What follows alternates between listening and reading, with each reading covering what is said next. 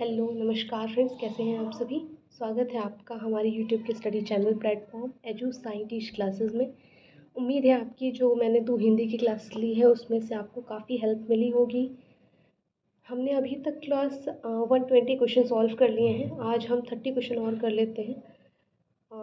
अभी तक मैंने आपको 60 क्वेश्चन कराए हैं। 60 क्वेश्चन कराए हैं, टॉप 100 में कराऊंगी आपको। आज 30 और हो जा रहे हैं आपके। इस तरह से हम लोग क्लास करके लगभग 100 एकदम बेसिक अच्छे क्वेश्चन सॉल्व किए हैं। ये क्वेश्चन मैं ये तो नहीं कहती हूँ कि एग्जैक्टली यही पूछे जाएंगे आपसे, लेकिन इतना ज़रूर कहती हूँ कि कंसेप्ट यही रहेगा। इसके अलावा इससे बाहर कंसेप्ट नहीं पूछा जाएगा आपसे। क्लास यही रहेगा, यही कंसेप्ट रहेगा। जिसने भी क्लास की है उसको ज़रूर फ़ायदा मिलेगा। क्लास देखिए, आज मैं आपको फिर से जो आपके 30 क्वेश्चन हैं वो 30 क्वेश्चन आपको मैं आज करा दूँगी। और जो आपकी कल की क्लास होगी, कल की क्लास में मैं आपको विलोम शब्द पढ़ाऊँगी। बहुत इम्पॉर्टेंट जो होंगे विलोम, उनको मैं निकाल लूँगी। कल हम लोग विलोम शब्द पढ़ेंगे। उसके बाद नेक्स्ट डे हम लोग कुछ मुहावरा ले लेंगे, कुछ लोकोक्तियाँ ले लेंगे। इस तरह से जो आपकी आगे की फिर 4-5 दिन की क्लास रहेगी वो फटाफट हम लोग ये सब चीज़ें ख़त्म कर लेंगे। पूछे जाते हैं काफ़ी, तो थोड़ा सा आज हम लोग कुछ चीज़ें हैं जो देख लेते हैं। बहुत इम्पोर्टेंट चीज़ें हैं। मैंने वही क्वेश्चंस उठाए हैं, वही क्वेश्चन पेपर उठाया है जिसमें बहुत बेसिक चीज़ें पूछी गई हैं, और उनके बेस पे आप लोग आगे बढ़ सकते हैं, आगे के क्वेश्चन सॉल्व कर सकते हैं। ठीक है क्लास, तो आइए बिना किसी देरी के शुरू करते हैं अपनी क्लास को। थोड़े से आप लोग अब सीरियस हो जाइए, ज़्यादा समय नहीं बचा है कि आपके एग्ज़ाम को, और इधर उधर भटकना भी बंद करिए। बस पढ़िए, जो चीज़ें हैं उसको मन लगा के पढ़िए। क्वेश्चन वहीं से पूछा जाएगा, क्वेश्चन कहीं कुछ अलग से नहीं आएगा। हिंदी सब्जेक्ट है, पर्यायवाची है, तो पर्यायवाची ही पूछेगा। और ऐसा तो है नहीं, देखिए जैसे फॉर एग्ज़ाम्पल कुछ बेसिक पर्यायवाची होते हैं वो हमेशा पूछे जाती हैं। अब ऐसा तो है नहीं हमेशा से कुछ पूछे, आज एकदम नया पूछ लेगा कि मगरमच्छ का बताइए, ऐसा कुछ नहीं है। बहुत बेसिक ही पूछेगा। परेशान होने वाली बात नहीं है। जिसने प्रीवियस ईयर अच्छे से लगाए हैं, और क्लास चैनल पे आपके प्रीवियस ईयर सारे पढ़ाए गए हैं। अंकित सर ने आपके चैनल पे प्रीवियस ईयर सारे पढ़ा दिए हैं, उनकी क्लास को ज़रूर कर लीजिए। क्योंकि प्रीवियस ईयर एक तरह से आप फॉर एग्ज़ाम्पल क्लास आप किसी घर को बनाते हैं, जिस प्रकार नींव मजबूत करना होता है, नींव पहले होती है, उसी तरह से आपके प्रीवियस ईयर होते हैं। और अंकित सर आज भी बहुत अच्छे और टॉप क्वेश्चन करा रहे हैं, उनको कर लीजिए। जब आपको एग्ज़ाम में हेल्प मिलेगी तो आप ज़रूर बताइएगा हमसे कि आपको कितनी हेल्प मिली, आपने कितना अच्छा किया। मुझे उम्मीद है वैसे कि आप बहुत अच्छा करेंगे एग्ज़ाम में। क्लास यही है कि थोड़ा सा मेहनत कर लीजिए बस। देखिए यहाँ पे पहली ही लाइन लिखी है कि बूंद बूंद से घड़ा भर जाता है। तो बस थोड़ी थोड़ी मेहनत करते रहिए, एक दिन ज़रूर आपको आपके जीवन में सफलता मिलेगी। ठीक है क्लास, आइए आगे बढ़ते हैं। देखते हैं क्या क्वेश्चन और कैसे क्वेश्चन आज हम लेकर आए हैं। ठीक है, तो पहले ही क्वेश्चन आपसे पूछ ले रहा है कि अकर्मक और सकर्मक। तो ठीक है, अकर्मक और सकर्मक जानने का मैं आपको सबसे बेसिक तरीका बता दूँ। पूछ रहा है कि इसमें अकर्मक वाक्य बता दीजिए कौन सा है। ठीक है, बूंद बूंद से घड़ा भर जाता है, इस टब को पानी से भर दो, माँ बेटे को खाना खिला रही है, चाचा जी ने मुझे पत्र लिखा है। अच्छा, आप थोड़ा अगर थोड़ा सा भी ध्यान लगाएं तो देखिए नीचे के 3 ऑप्शन बी सी डी में आपको लग रहा है कि कोई व्यक्ति इस काम को कर रहा है, लेकिन पहले ऑप्शन से कहाँ से लग रहा है आपको कि बूंद बूंद से घड़ा भर जाता है, कोई व्यक्ति इस काम को कर रहा है? नहीं ना, तो ये अकर्मक क्रिया है। ये पहचानने का सबसे अच्छा तरीका है। सकर्मक आप जहाँ भी देखिए कि किसी एक कोई एक आपकी सजीव चीज़ है उसके द्वारा कोई काम हो रहा है, तो आप उसको सकर्मक मान लीजिए।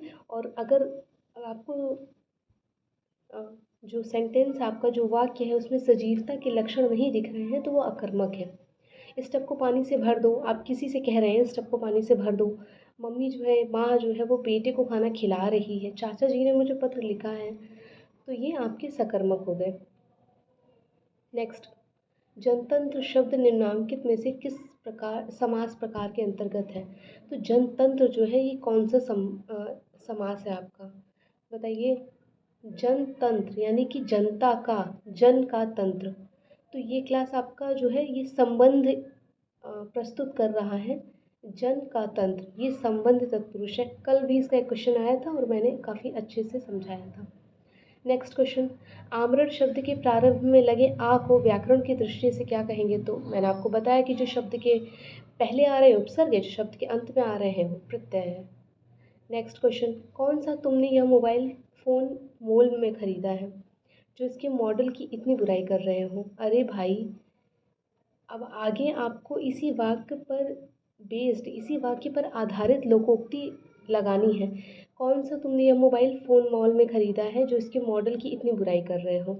अरे भाई, नया 9 दिन पुराना 100 दिन, दान की बच्चियाँ के दाँत नहीं देखे जाते, नाक कटी पर घी तो चाटा, नाम बड़े और दर्शन छोटे। देखिए यहाँ पे जो सबसे उपयुक्त है क्लास वो आपका होगा कि दान की बच्चिया के दांत नहीं देखे जाते। इसका अर्थ है कि मैं आपको एक उदाहरण दे के समझाने की कोशिश करती हूँ, आप थोड़ा सा समझने की कोशिश करिएगा। लिखा है कि दान की जो बच्चिया है उसके दांत नहीं देखे जाते। अगर आपको कोई चीज़ फ्री में मिलती है तो आप फिर ये नहीं देखते हो क्या है क्या नहीं है, आप ले लेते हैं। तो इसीलिए वही कह रहा है कि कौन सा ये जो मोबाइल फ़ोन है तुमने मॉल में ख़रीदा है जो तुम इतनी बुराई कर रहे हो? अरे मिल गया, यही बहुत बड़ी बात है। तो दान की जो बच्चियाँ मिली है दान में, उसके दाँत नहीं देखे जाते हैं। इस लोकोक्ति का यहाँ पे ये मतलब है। कल से हम लोग इस पे भी थोड़ा सा ध्यान देंगे। बच्चों ने मुझसे बोला है इस पे ध्यान देने को, हम ज़रूर ध्यान देंगे। क्लास एक चीज़ का आप लोग क्लास में ज़रूर ध्यान रखा करिए। प्लीज़ कमेंट करिए, कमेंट करके हमें ये ज़रूर बताइए कि आपको क्लास कैसी लग रही है। कुछ अगर आप चाहते हैं कि मैम आप लोकोक्तियाँ पढ़ाएँ या मुहावरा पढ़ाएँ तो वो भी हमें बताइए। अगर आपको लग रहा है कि ये सब तो मेरा तैयार है, पेडागॉजी के क्वेश्चन तो मुझसे हो रहे हैं, मुझसे और चीज़ों के नहीं हो रहे हैं, तो आप कमेंट करिए, उस चीज़ों पे ध्यान दिया जाएगा। हम आपके लिए ही हैं। आप पहले अपनी परेशानी बताएंगे तभी तो हम उसका निदान कर पाएंगे। ठीक है?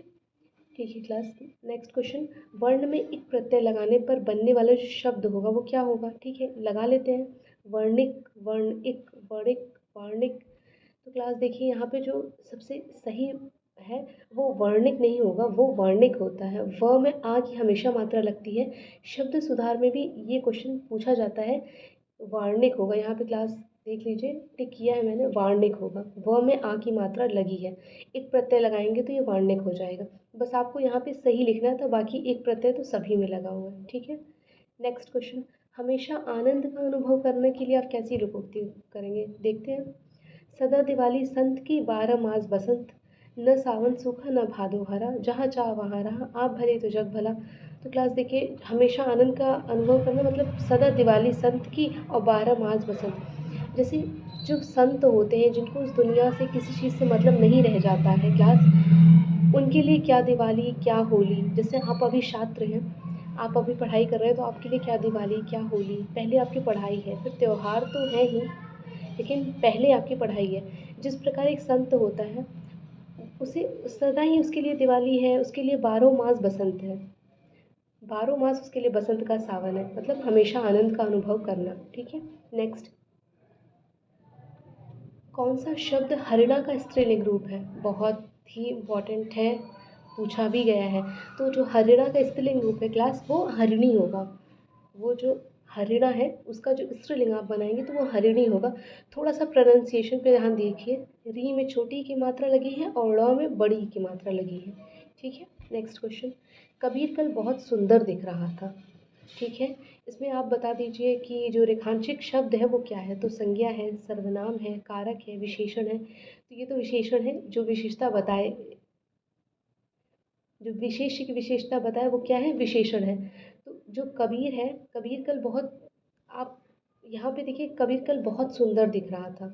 तो सुंदर दिख रहा था क्या है? उसकी हम विशेषता बता रहे हैं, ये विशेषण हो गया सुंदर। पाश्चात्य का विपरीतार्थी शब्द है। ठीक है, पाश्चात्य का विपरीत क्या होगा देख लेते हैं। पौर्वात्य, पूर्वात्य, पौर्वात्य, पुरुत्वात्य। तो ये भी आपका शब्द सुधार से संबंधित है, इसकी भी सुधार पे ध्यान दीजिए। पौवात्य होगा, जो पाश्चात्य का विपरीत हो जाएगा वो क्या हो जाएगा? पौवार्त्य। अंडरलाइन कर लीजिएगा ये सब। अनुपम शब्द का पर्यायवाची शब्द इनमें से कौन सा नहीं है? अनुपम शब्द का पर्यायवाची शब्द इनमें से कौन सा नहीं है? अतुल है, अपूर्व है, अनोखा है। अनुपम क्लास देखिए यहाँ पे अनोखा से मतलब है, अतुल्य भी कह सकते हैं, अपूर्व कह सकते हैं। अनिल तो आप जानते हैं, अनिल जो है ये वायु का पर्यायवाची है। अनिल वायु का पर्यायवाची है। नेक्स्ट क्वेश्चन, स्वर्ण कैसा शब्द है? स्वर्ण तत्सम शब्द है आपका। और अगर तद्भव बनाएंगे तो क्या कहेंगे? सोना। नेक्स्ट क्वेश्चन, शब्द की सही वर्तनी। सही वर्तनी बहुत पूछी जाती है, तो सही वर्तनी देख लीजिए क्या है। सौंदर्यवर्धक, सौंदर्यवर्धक तो ध होता है, ये तो पता ही है, सौंदर्यवर्धक होगा। और सी ऑप्शन में देखिए क्लास, इसने अलग कर दिया, सौंदर्यवर्धक क्या गलत भी है लेकिन अलग भी नहीं होगा, तो ये एकदम सही है, सौंदर्यवर्धक। नेक्स्ट, पशुता शब्द उदाहरण है। ठीक है, पशुता कैसा उदाहरण है? पशुता क्या है? व्यक्तिवाचक है, द्रव्यवाचक है, जातिवाचक है, भाववाचक है। तो क्लास देखिए, पशुता जो है ना, ये एक भाववाचक शब्द है।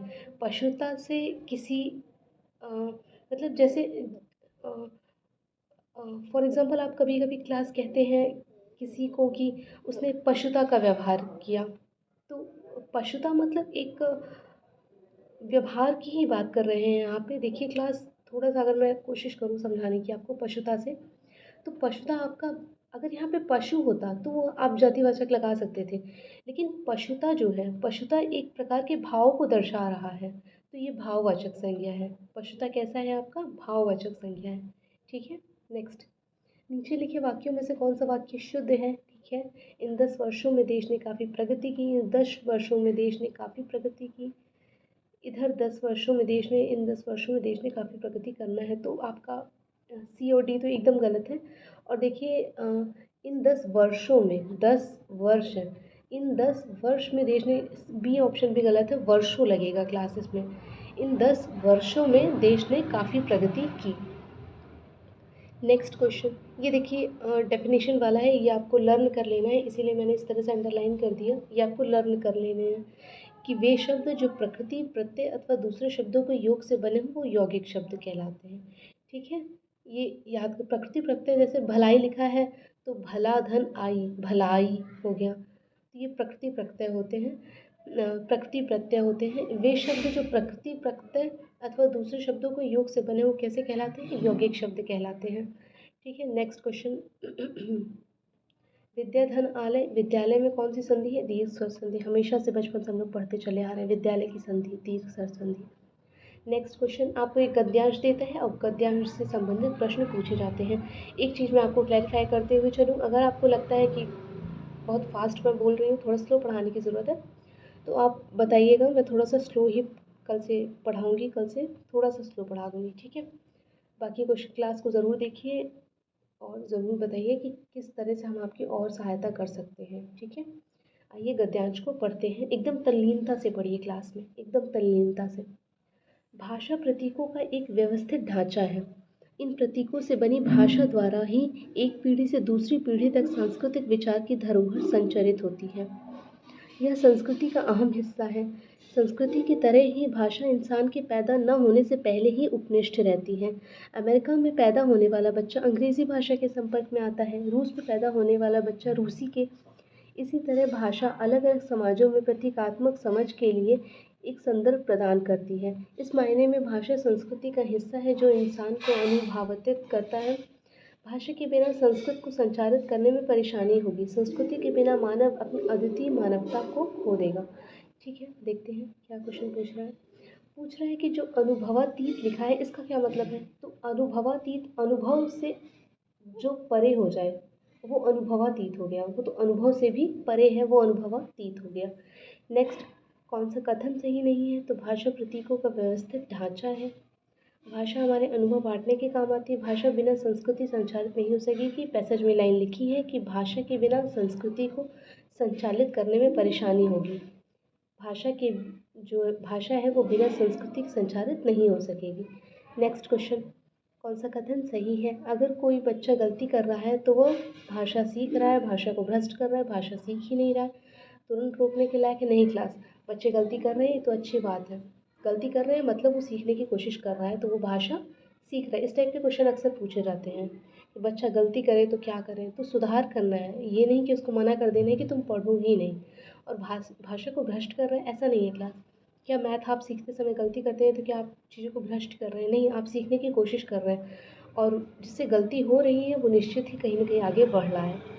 नेक्स्ट क्वेश्चन, मानव और पशुओं की भाषा सीखने की क्षमता के अध्ययन संबंधी प्रयोग हुए अधिकतर तो ठीक है, देखिए ये आपके सीडीपी में अंकित सर पढ़ाते हैं आपके, उन्होंने बताया होगा जो आपके चिंपैंजी और वानर थे इन पे सबसे ज़्यादा प्रयोग हुए हैं आपके व्यवहार अध्ययन को लेकर के। तो सबसे ज़्यादा जो अधिकतर प्रयोग हुए हैं, अधिकतर आपके क्षमता के जो अध्ययन हुए हैं वो किस पे हुए हैं, चिंपैंजी और वानर पे। बच्चे की सीखने की प्रक्रिया में सर्वाधिक महत्वपूर्ण क्या है?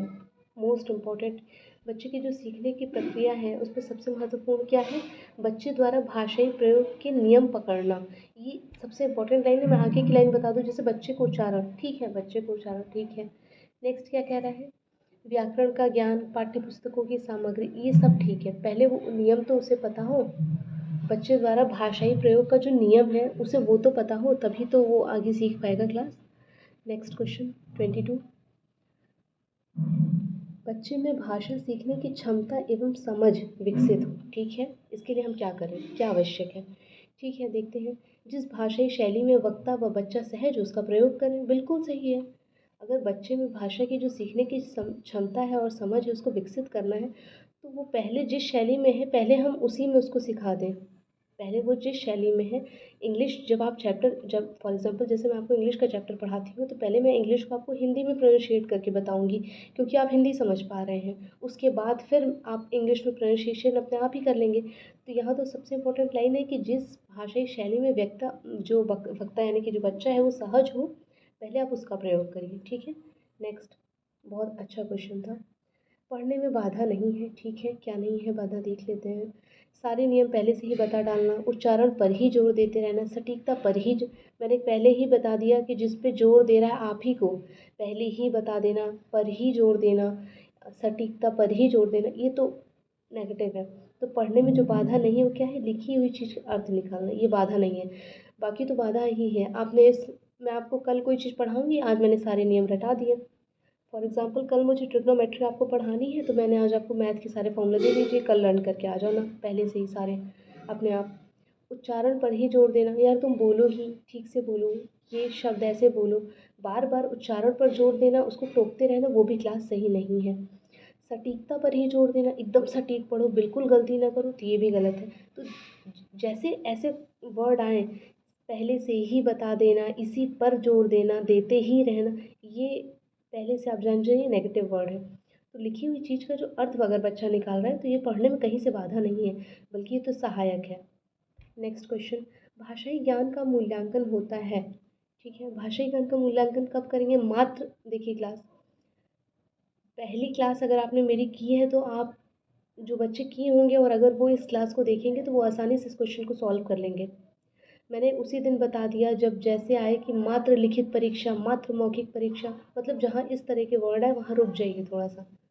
भाषाई ज्ञान का मूल्यांकन तो आप लिखित और मौखिक दोनों परीक्षाओं के माध्यम से कर सकते हैं। केवल आप लिखित, इस तरह के जो वर्ड हैं वो नेगेटिव होते हैं कि मात्र लिखित परीक्षा, मात्र मौखिक परीक्षा, इन सब चीज़ों पे ध्यान दिया करिए।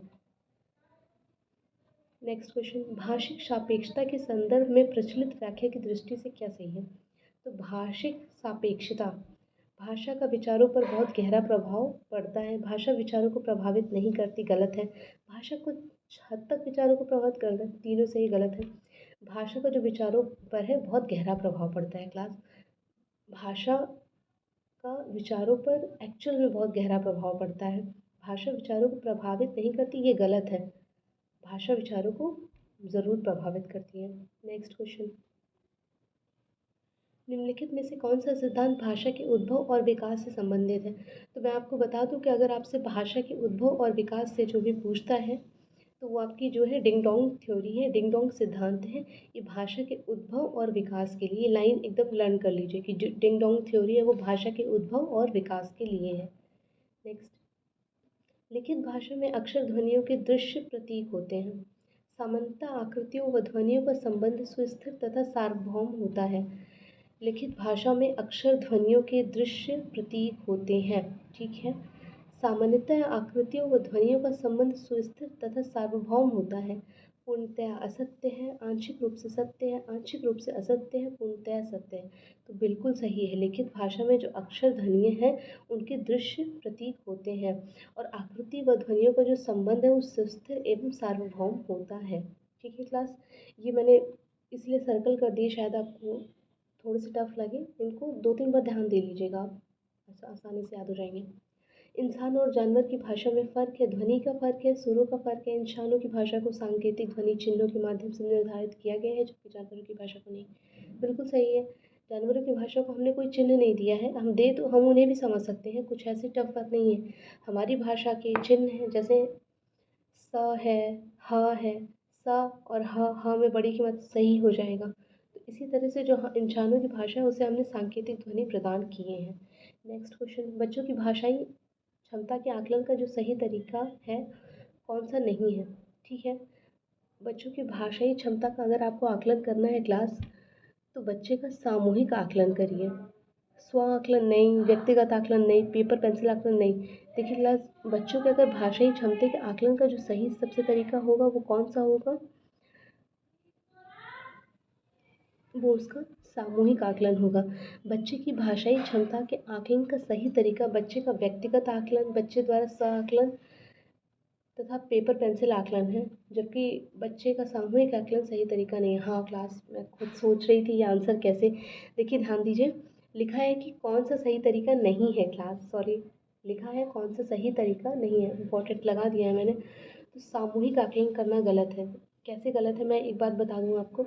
मैंने आपको फर्स्ट ही डे बताया था ये लाइन, शायद ये फर्स्ट ही डे बताया है, मुझे याद आ रहा है कि बीच में क्लास में खड़ा करके बच्चे को डाँटना कि तुम एकदम गलत हो, यहाँ पे तुम्हारी ये चीज़ सही नहीं, तो वो चीज़ गलत है। आप बच्चे को अपने पास बुलाइए, उसे बताइए कि ये चीज़ तुम्हारा गलत है, इसे सुधार लो, वो सही तरीका है। पूरी क्लास के सामने उस तरह से बच्चे को एक उसे क्लास से एक बहुत ही अलगाव का अनुभव होगा अगर आप इस तरह से सामूहिक रूप से उसे डाँटेंगे क्लास, तो बच्चों पर इस चीज़ का बहुत नेगेटिव प्रभाव पड़ता है। सामूहिक शब्द अगर आए आपके क्वेश्चन एग्ज़ाम में, तो उस चीज़ पर थोड़ा-सा विचार करके आगे बढ़िएगा। जैसे मुझसे अभी एक गलती हो गई कि सही तरीका यह नहीं है पूछ रहा है और मैं है बता रही हूँ। ठीक है? मैं खुद कन्फ्यूज़ हो गई थी इस क्वेश्चन में। ठीक है क्लास? तो बच्चों की जो भाषाई आकलन का सही तरीका नहीं है, वो है सामूहिक आकलन। बच्चे की कभी भी सामूहिक आकलन सही तरीका नहीं है, व्यक्तिगत आकलन सही है। पढ़ना क्या है? पढ़ना मतलब क्या होता है क्लास, केवल अर्थ को जो लिखा है वो एक पढ़ लेना, वो सही नहीं है। पढ़ने का अर्थ सही तरीका होता है कि आपको उसका अर्थ भी समझ में आए, उसे हम पढ़ना कहते हैं। लिखा है कि पढ़ने का हूबहू उच्चारण सही नहीं है। देखिए, पढ़ना एक सृजनात्मक कार्य है। ये पूछ सकता है कि पढ़ना कैसा कार्य है, तो वो एक सृजनात्मक कार्य है, क्योंकि पढ़ने वाला सामने लिखी बातों का हूबहू उच्चारण नहीं करता है, बल्कि अपने अनुभवों से उनका अर्थ भी गढ़ता जाता है। तो पढ़ना आपका क्या है, एक सृजनात्मक कार्य है। क्लास मैंने 30 क्वेश्चन आपको और करा दिए हैं, अभी तक मैंने आपको टोटल 90 क्वेश्चन करा दिए हैं। ये 90 क्वेश्चन अगर आपने सॉल्व किए हैं तो बहुत हेल्प मिलेगी आपको। अभी ये क्लास जारी रहेगी आपकी, कल ज़रूर ज्वाइन करिएगा क्लास को, कल ज्वाइन करना मत भूलिएगा। कल मैं आपको क्लास, आपका विलोम शब्द मैं कल पढ़ाऊँगी।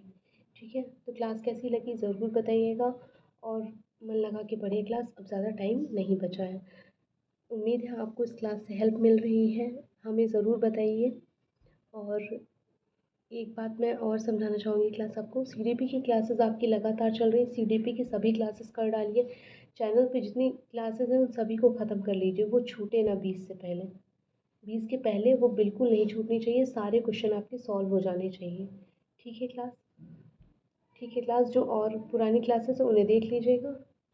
ठीक है फ्रेंड्स, थैंक यू, आज के लिए इतना ही। मिलते हैं कल हमारे नेक्स्ट सेशन में, जो कि होगा विलोम शब्द। Thank you.